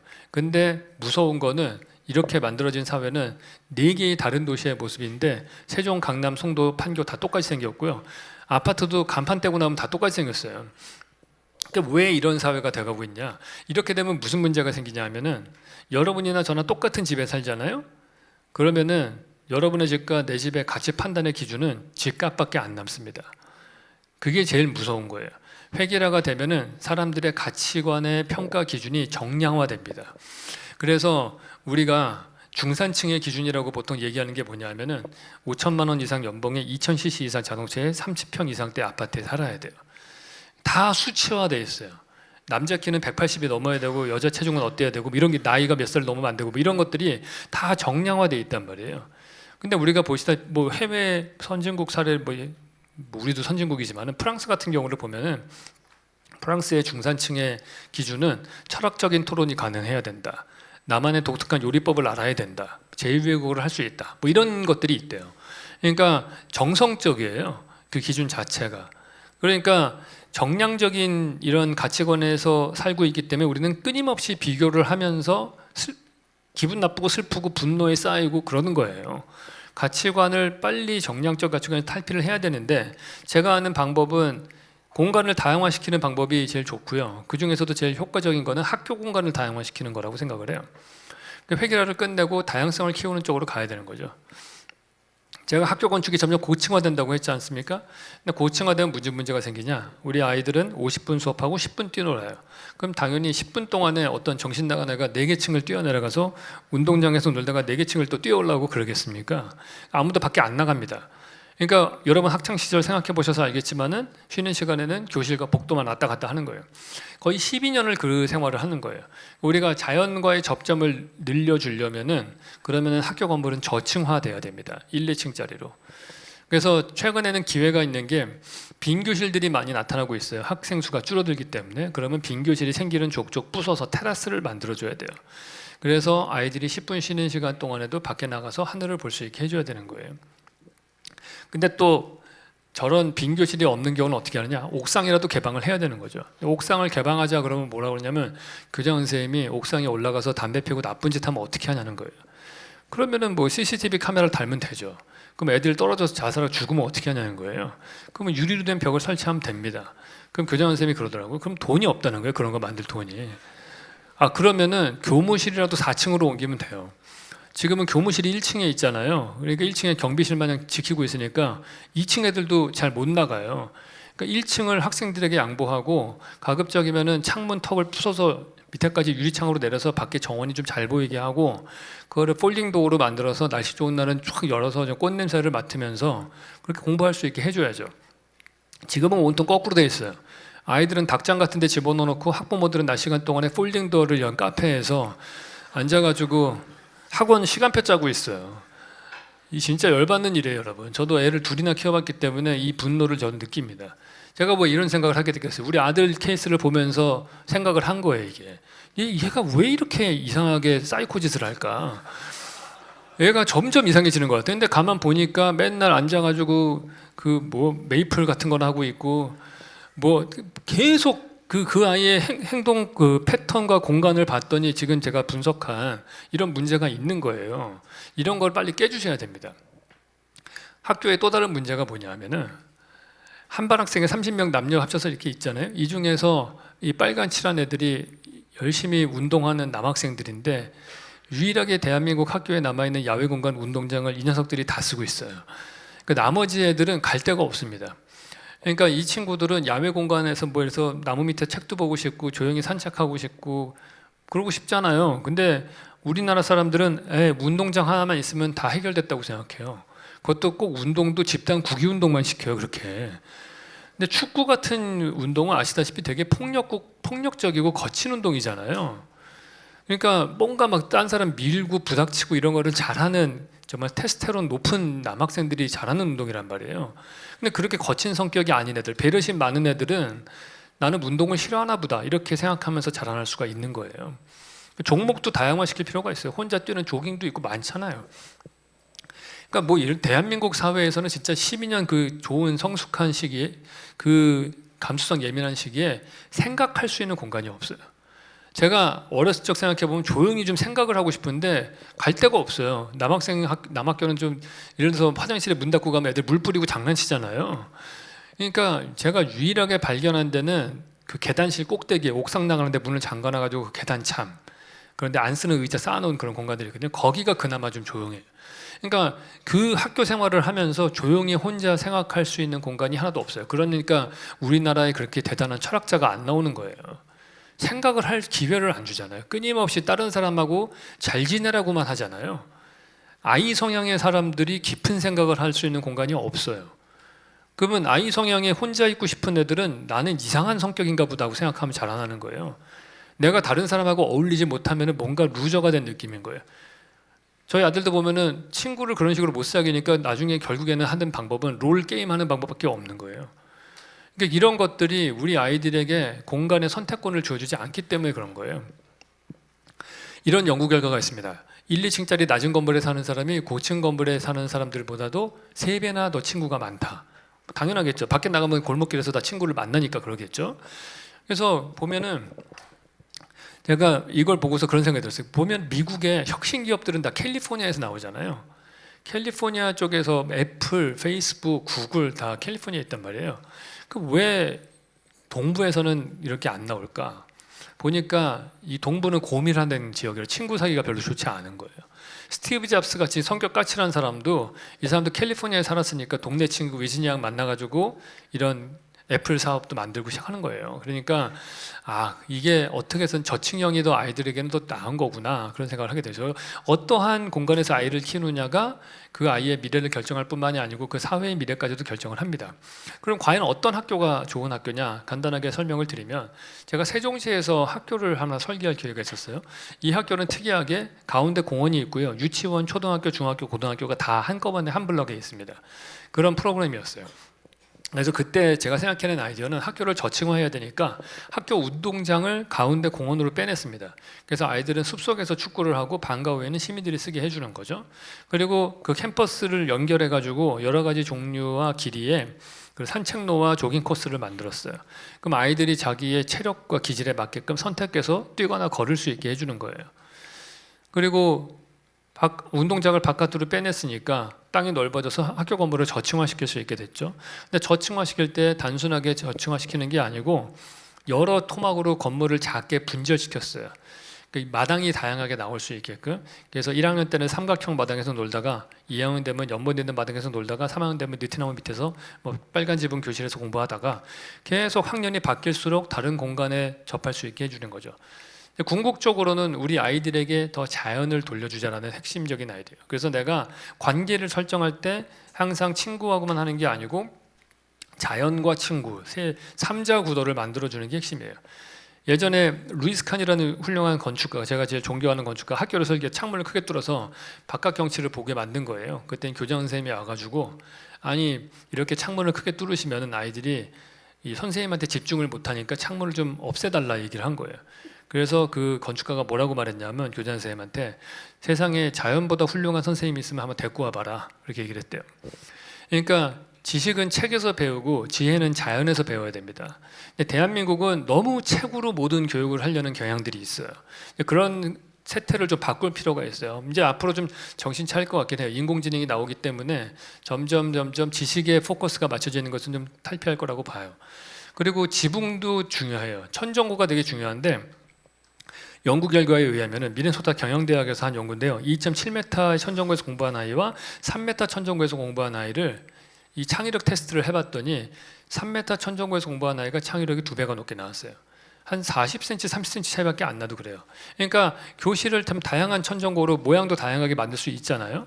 하다못해 꼭대기층 4층 교실만 저렇게 만들어도 좋은데 저렇게 디자인을 해서 갔더니 시설과 그 교육청의 담당 직원이 저한테 이렇게 하시면 안 된다는 거예요.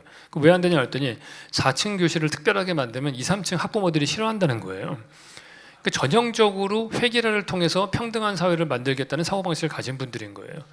제가 아파트에 살다 주택에 살다 왔다 갔다 했는데 아파트는 내 집이라는 생각이 별로 안 들어요. 왜냐하면은 두 가지 이유인데요. 너무 커요. 너무 크니까 밖에 나와서 내 그 집을 볼 일도 없고 나와도 도대체 702호가 어디 있는지도 모르겠고, 그러니까 휴먼 스케일을 압도하는 사이즈입니다. 그래서 사실 건물, 학교를 만들 때는 사이즈를 줄여줘야 됩니다. 지금 현재 대한민국의 학교는 휴먼 스케일의 580배 정도 됩니다. 그러니까 너무 압도하는 스케일이고 밖에 나올 일이 없어요. 이거를 주택만한 사이즈로 줄였을 때 밖에 나올 수 있고, 그리고 거기에다가 뭔가 정서적인 교감을 할 수 있는 거예요. 우리 옛날 선조들은 건물을 지으면 꼭 이름을 붙였어요. 경회루, 동락당 이렇게 이름을 꼭 세 글자로 지었어요. 왜냐하면 사람 이름이 세 글자라서 그래요.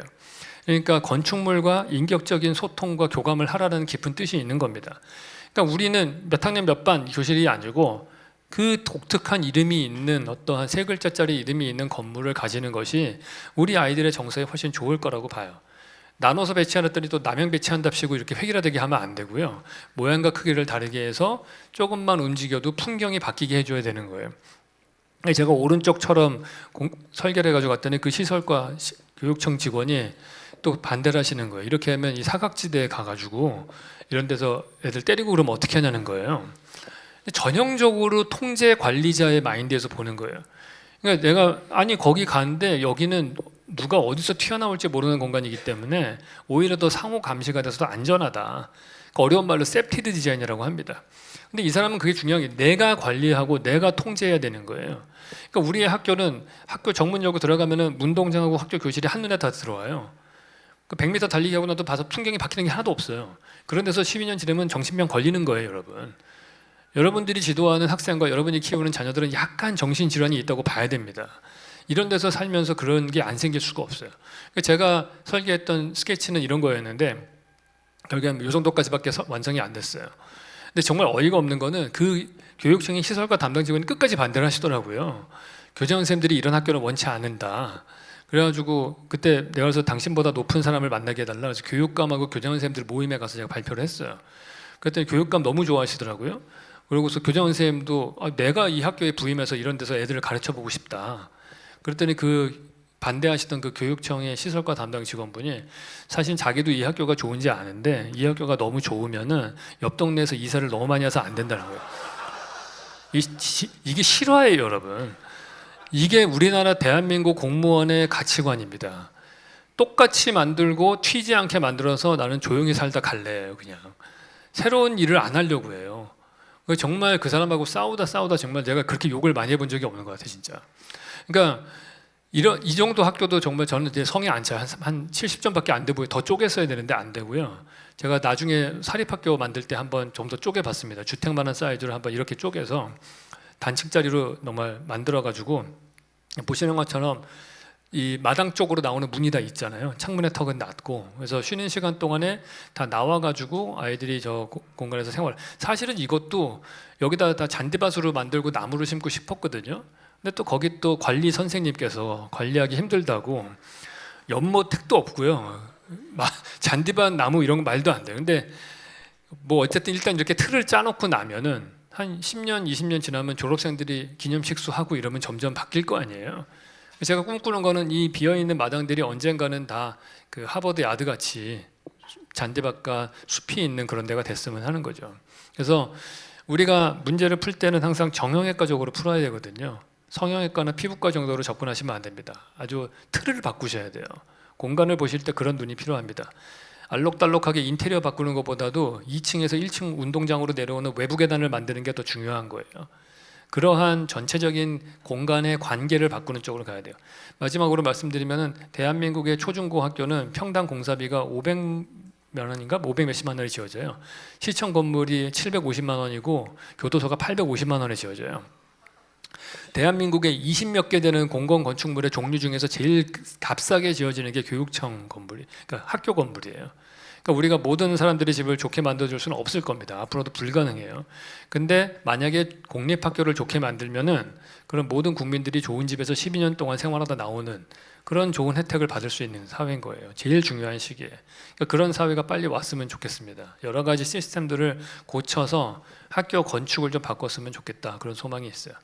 그러니까 오늘의 핵심은 이겁니다. 사람은 도시를 만들고 도시는 사람을 만든다. 우리가 윈스턴 처칠이 한 멋있는 말이죠. 그래서 공간을, 우리가 세상을 바꾸는 방법이 두 가지죠. 하나는 소프트웨어, 하나는 하드웨어. 소프트웨어가 뭐 세금 정책, 행정 정책, 여러분들이 아시는 목회 뭐 등등이 있을 거예요. 그런데 그런 거 말고 공간을 바꾸는 거가 하드웨어로 사람의 생각을 바꿀 수 있는 방법이거든요. 그래서 그런 걸 통해서 보이지 않게끔 영향을 미칠 수 있을 거라고 봐요. 그러니까 공간이 무서운 거는 자기가 영향을 받는지를 모릅니다. 그 메커니즘을 알면 너무나 명확한데 모르는 상태에서 보면 내가 왜 이런 기분이 들지? 이런 생각을 드실 거예요. 근데 그것들을 사람들의 가치관, 사회의 가치관을 바꿀 수 있어요. 그래서 공간을 잘 만들면은 10년, 20년, 멀게는 100년까지의 사회도 밝게 볼 수 있게 될 겁니다. 네, 강의를 마치도록 하겠습니다.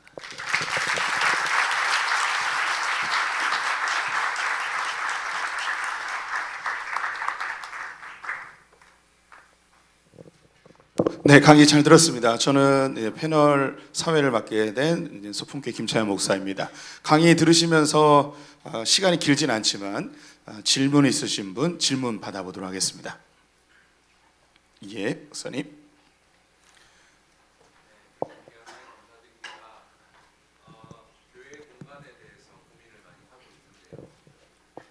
네, 저는 교회 공간에 대해서 고민을 많이 하고 있는데 아마 저 같은 고민을 하는 분들도 많이 계실 것 같습니다.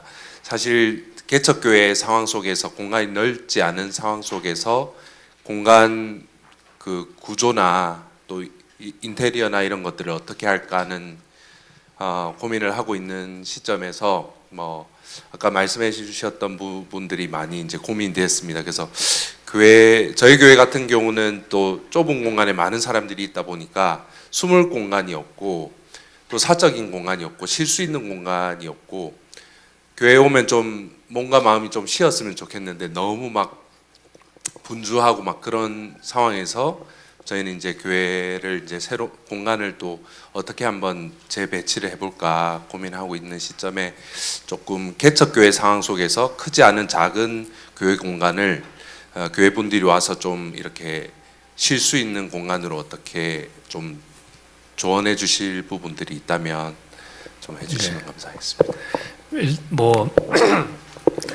뭐 건축 공간이라고 하는 거는 공간의 성격은 결국에는 주변하고 어떤 관계를 맺느냐가 되게 중요하거든요.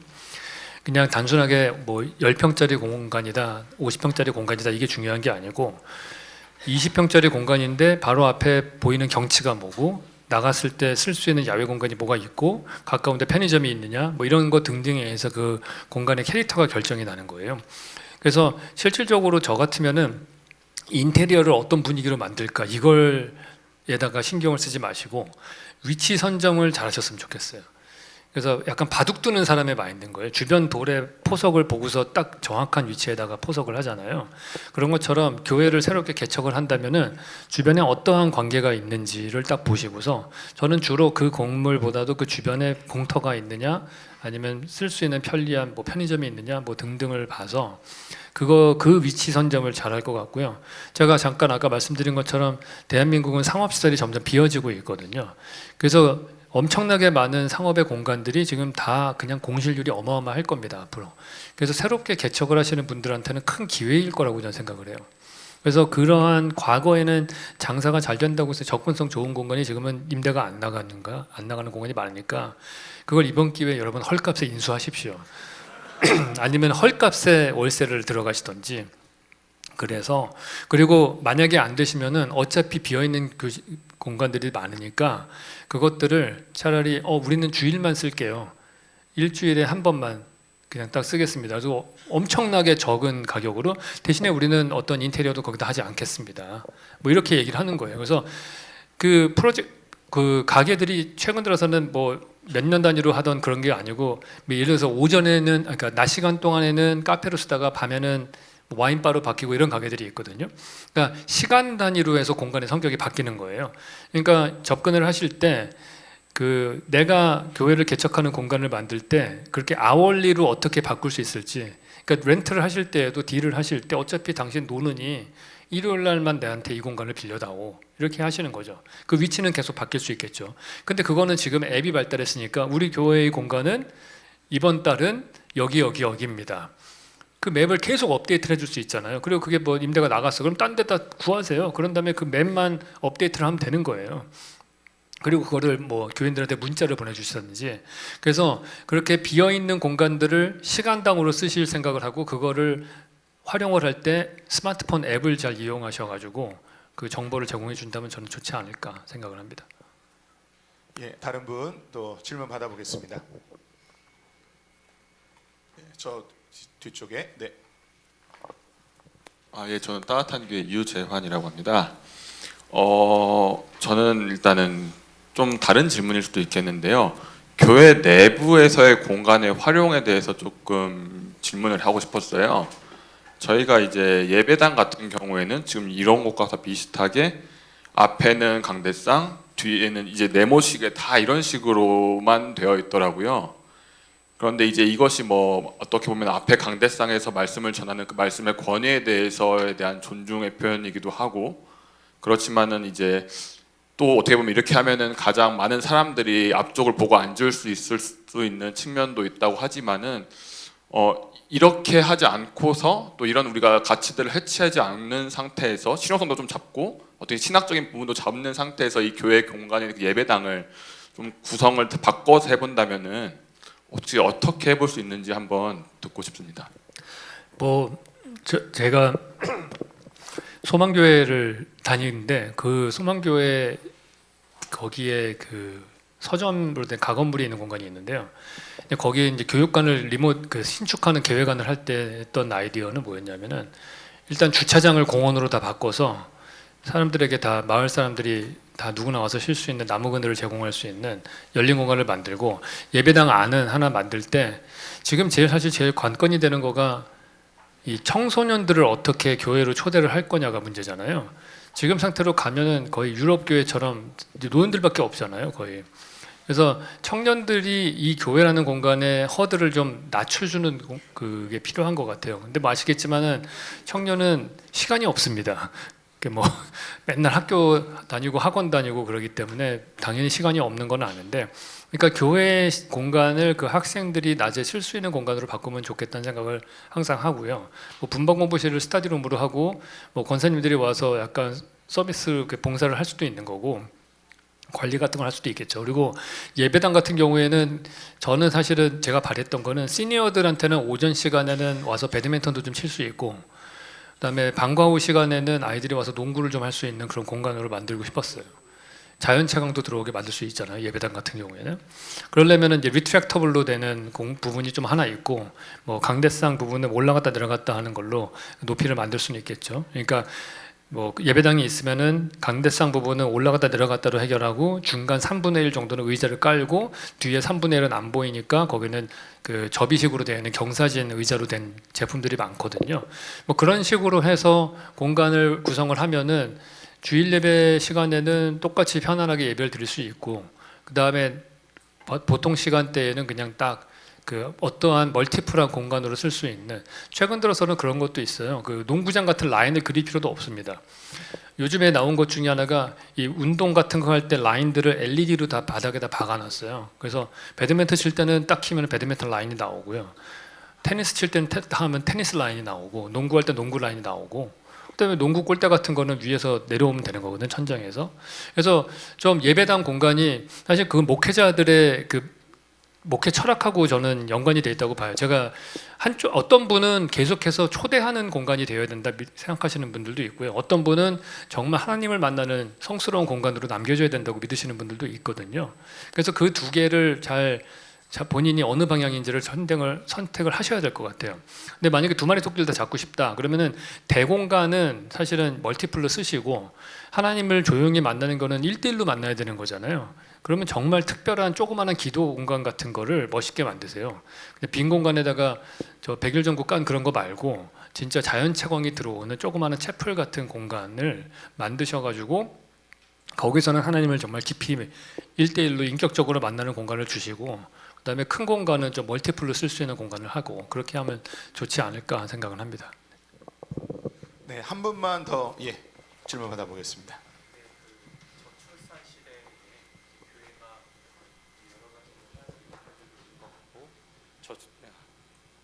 이제 그에 맞춰서 좀 이게 공간 설계도 저출산에 대비해서 또 아이들을 또 환영하고 또 신혼부부들을 잘 담아내기 위해서 좀 공간 설계가 좀 기존에 뭐 4층이나 5층 건물이라고 한다면 어떻게 좀 설계되면 좋을지에 대한 생각을 한번 여쭤보고 싶습니다. 잘 모르겠어요. 저도 그 저출산 문제, 저는 사실은 목사님들을 뵈면은 오늘 얘기하고 싶을 때 이게 공간으로 해결할 수 있는 부분은 결국에는 한계가 있을 거라고 보고요. 제가 건축가기 때문에 공간 파트를 되게 강조를 많이 했지만은 뭐 저출산뿐만이 아니고 인공지능이 막 나오고 세상을 지금 바꾸는 이런 시대에 저는 사실은 좀 뭔가 제가 기대하는 거는 진짜 이럴 때 교회가 뭔가 방향을 제시해 주셔야 된다고 생각을 합니다. 그게 안 되면은 엄청 혼란스러운 사회가 될 거라는 생각이 들어요. 그러니까 다행히 우리가 전후 한국 전쟁이 끝나고 난 다음에 딱 방향 설정은 교회가 많이 줬다고 생각을 해요. 교육은 이렇게 하는 거고 의료는 이렇게 하는 거고, 너희들이 현대화된 사회를 하려면, 이게 단지 종교의 문제가 아니고 한 사회에 가는 방향을 보여줬잖아요. 뭐 기독교 학교라든지 기독교 재단의 병원이라든지 뭐 이런 걸 통해서. 근데 과연 이 시대에 교회가 그 한 50년 전에 대한민국 사회가 바라볼 수 있을 만한 횃불 같은 그런 방향성을 제시하고 있는가? 저는 그게 훨씬 더 중요할 거라고 봅니다. 그래서 그거가 만들어지고 그게 딱 그쪽으로 우리는 이런 종교다, 이걸 딱 보여주면은, 요즘엔 하다못해 아시다시피 70년대 집단주의가 팽배했던 시절에는 교회가 더 먹혔어요. 순복음교회 같이 막 엄청난 많은 인원이 한꺼번에 집단으로 예배를 드리고 하는 거가 오히려 거기서 뭔가 안정감을 느끼는 사람들이 많았는데, 요즘 MZ세대들은 다 개인주의자잖아요. 이 친구들은 템플 스테이를 더 편하게 생각합니다.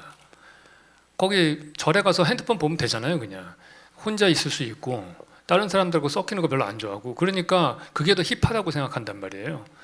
그러니까 저는 아직까지도 교회가, 솔직한 얘기로 제가 고등부 교사를 하다가 그만뒀던 이유 중에 하나가, 고등부에서 찬양 집회하는 그런 것들이 제가 대학부 다닐 때랑 똑같아요. 근데 그게 아직도 힙하다고 생각하는 것 같아요. 근데 그거는 좀 뭐라 그럴까요? 아직도 드럼만 치면은 힙한 걸로 생각하시는 게 많은 것 같아요. 그게 바뀌지 않으면은 젊은 친구들한테 여긴 진짜 매력적이고 나도 저 사람처럼 살고 싶다라는 생각을 하기가 좀 어렵지 않을까 생각이 들어요. 그래서 뭐 저출산이 됐건 뭐 다민족 국가가 됐건 뭐 상관없는 것 같습니다. 그거랑 상관없이 지금 그 어느 때보다도 길 잃은 양들이 많은 그런 사회라고 봐요. 그러니까 뭐 내가 교회를 안 다니더라도 난 진짜 어떻게 살아야 되지? 인공지능 시대에 막 다들 불안하잖아요. 이럴 때 딱 뭔가를 좀 보여주셨으면 좋겠어요. 근데 제 주제는 그런 모르는 거고, 그런 게 우리 교회에서 보여준다면은 뭐 제가 볼 때는 제2의 부흥이 오지 않을까 생각은 합니다. 더 많은 질문 받고 싶지만 시간에 한계가 있어서 여기서 마무리하도록 하겠습니다. 우리 유현주 교수님께 감사의 박수 드리겠습니다. 감사합니다. 감사합니다.